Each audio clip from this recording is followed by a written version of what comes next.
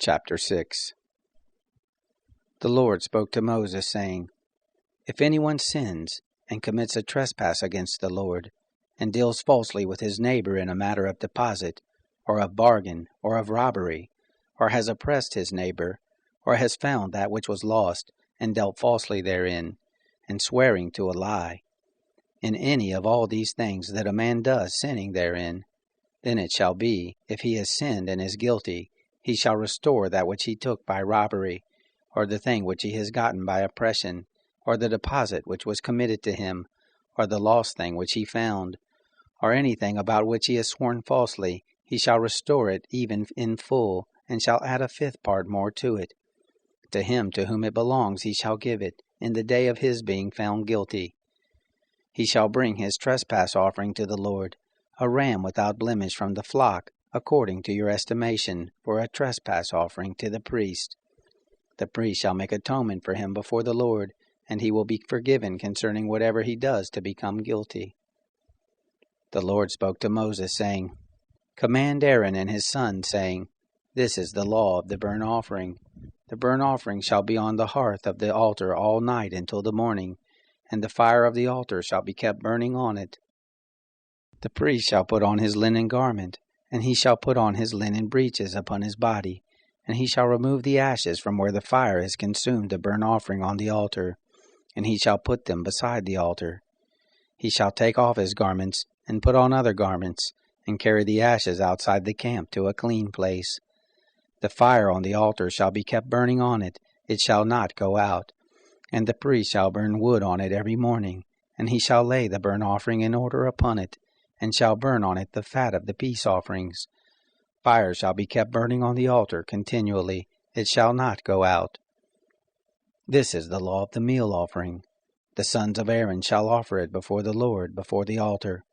He shall take from there his handful of the fine flour of the meal offering and of its oil, and all the frankincense which is on the meal offering, and shall burn it on the altar for a sweet savor, as its memorial to the Lord. That which is left of it, Aaron and his sons shall eat. It shall be eaten without yeast in a holy place. They shall eat it in the court of the tent of meeting. It shall not be baked with yeast. I have given it as their portion of my offerings made by fire. It is most holy, as the sin offering, and as the trespass offering. Every male among the children of Aaron shall eat of it, as their portion forever throughout your generations, from the offerings of the Lord made by fire.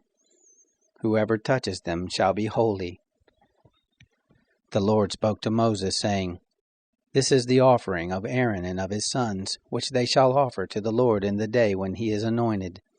The 10th part of an ephah of fine flour for a meal offering perpetually, half of it in the morning, and half of it in the evening. It shall be made with oil in a baking pan. When it is soaked, you shall bring it in. You shall offer the meal offering in baked pieces for a sweet savor to the Lord. The anointed priest that will be in his place from among his sons shall offer it. By a statute forever it shall be wholly burnt to the Lord. Every meal offering of a priest shall be wholly burned. It shall not be eaten. The Lord spoke to Moses, saying, Speak to Aaron and to his son, saying, This is the law of the sin offering. In the place where the burnt offering is killed, the sin offering shall be killed before the Lord. It is most holy. The priest who offers it for sin shall eat it. It shall be eaten in a holy place, in the court of the tent of meeting. Whoever shall touch its flesh shall be holy. When there is any of its blood sprinkled on a garment, you shall wash that on which it was sprinkled in a holy place. But the earthen vessel in which it was boiled shall be broken, and if it is boiled in a brazen vessel, it shall be scoured and rinsed in water. Every male among the priests shall eat of it. It is most holy. No sin offering, of which any of the blood is brought into the tent of meeting to make atonement in the holy place, shall be eaten. It shall be burned with fire.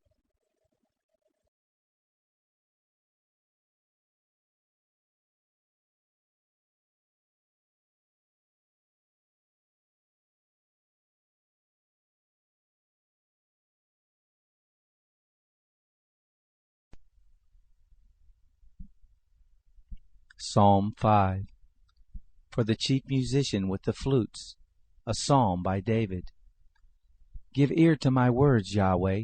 Consider my meditation. Listen to the voice of my cry, my King and my God, for to you do I pray. Yahweh, in the morning you shall hear my voice. In the morning I will lay my requests before you and will watch expectantly. For you are not a God who has pleasure in wickedness. Evil can't live with you. The arrogant shall not stand in your sight. You hate all workers of iniquity. You will destroy those who speak lies. Yahweh abhors the bloodthirsty and deceitful man. But as for me, in the abundance of your loving kindness, I will come into your house. I will bow toward your holy temple in reverence of you. Lead me, Yahweh, in your righteousness because of my enemies. Make your way straight before my face. For there is no faithfulness in their mouth. Their heart is destruction. Their throat is an open tomb. They flatter with their tongue. Hold them guilty, God. Let them fall by their own counsels. Thrust them out in the multitude of their transgressions, for they have rebelled against you. But let all those who take refuge in you rejoice. Let them always shout for joy, because you defend them. Let them also who love your name be joyful in you, for you will bless the righteous. Yahweh, you will surround him with favor as with a shield.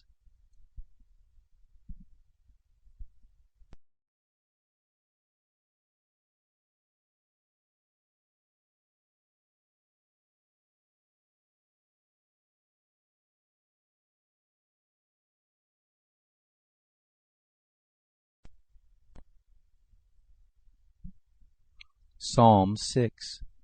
For the chief musician on stringed instruments, upon the 8-stringed lyre, a psalm by David. Yahweh, don't rebuke me in your anger, neither discipline me in your wrath. Have mercy on me, Yahweh, for I am faint. Yahweh, heal me, for my bones are troubled. My soul is also in great anguish. But you, Yahweh, how long? Return, Yahweh, deliver my soul, and save me for your loving kindness' sake. For in death there is no memory of you. In Sheol who shall give you thanks? I am weary with my groaning. Every night I flood my bed. I drench my couch with my tears. My eye wastes away because of grief. It grows old because of all my adversaries. Depart from me, all you workers of iniquity, for Yahweh has heard the voice of my weeping. Yahweh has heard my supplication. Yahweh accepts my prayer. May all my enemies be ashamed and dismayed. They shall turn back. They shall be disgraced suddenly.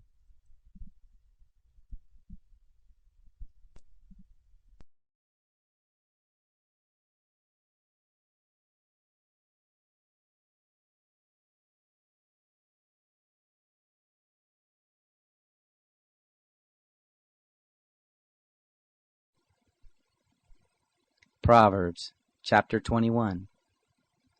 The king's heart is in Yahweh's hand like the watercourses. He turns it wherever he desires. Every way of a man is right in his own eyes, but Yahweh weighs the hearts. To do righteousness and justice is more acceptable to Yahweh than sacrifice. A high look and a proud heart, the lamp of the wicked is sin. The plans of the diligent surely lead to profit, and everyone who is hasty surely rushes to poverty. Getting treasures by a lying tongue is a fleeting vapor for those who seek death. The violence of the wicked will drive them away, because they refuse to do what is right. The way of the guilty is devious, but the conduct of the innocent is upright. It is better to dwell in the corner of the housetop than to share a house with a contentious woman. The soul of the wicked desires evil. His neighbor finds no mercy in his eyes. When the mocker is punished, the simple gains wisdom. When the wise is instructed, he receives knowledge.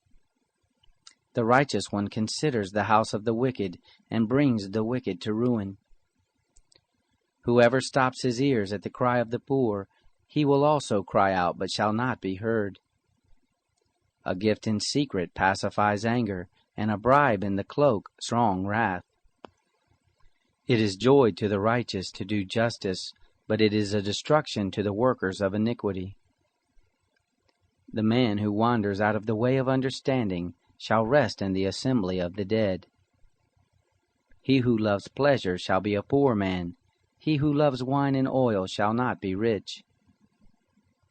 The wicked is a ransom for the righteous, the treacherous for the upright. It is better to dwell in a desert land than with a contentious and fretful woman. There is precious treasure and oil in the dwelling of the wise, but a foolish man swallows it up. He who follows after righteousness and kindness finds life, righteousness, and honor. A wise man scales the city of the mighty and brings down the strength of his confidence. Whoever guards his mouth and his tongue keeps his soul from troubles. The proud and haughty man, scoffer is his name, he works in the arrogance of pride. The desire of the sluggard kills him, for his hands refuse to labor. There are those who covet greedily all the day long, but the righteous give and don't withhold. The sacrifice of the wicked is an abomination, how much more when he brings it with a wicked mind? A false witness will perish, and a man who listens speaks to eternity. A wicked man hardens his face, but as for the upright, he establishes his ways.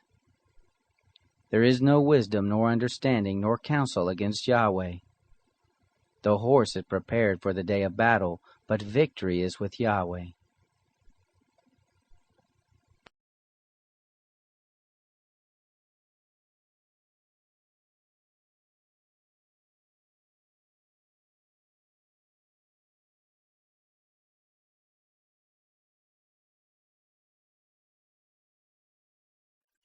Masters, give to your servants that which is just and equal, knowing that you also have a Master in heaven. Continue steadfastly in prayer, watching therein with thanksgiving, praying together for us also, that God may open to us a door for the word, to speak the mystery of Christ, for which I am also in bonds, that I may reveal it as I ought to speak. Walk in wisdom toward those who are outside, redeeming the time. Let your speech always be with grace, seasoned with salt, that you may know how you ought to answer each one. All my affairs will be made known to you by Tychicus, the beloved brother, faithful servant, and fellow bondservant in the Lord. I am sending him to you for this very purpose, that he may know your circumstances and comfort your hearts, together with Onesimus, the faithful and beloved brother, who is one of you.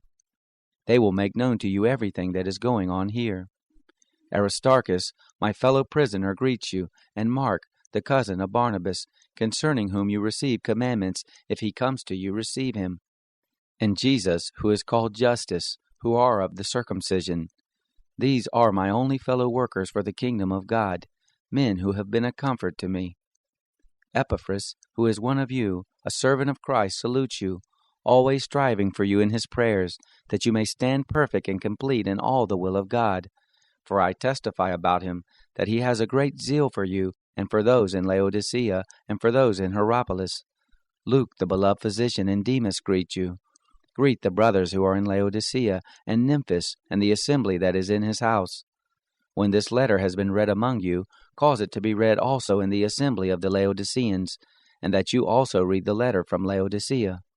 Tell Archippus, take heed to the ministry which you have received in the Lord, that you fulfill it. The salutation of me, Paul, with my own hand. Remember my bonds. Grace be with you. Amen.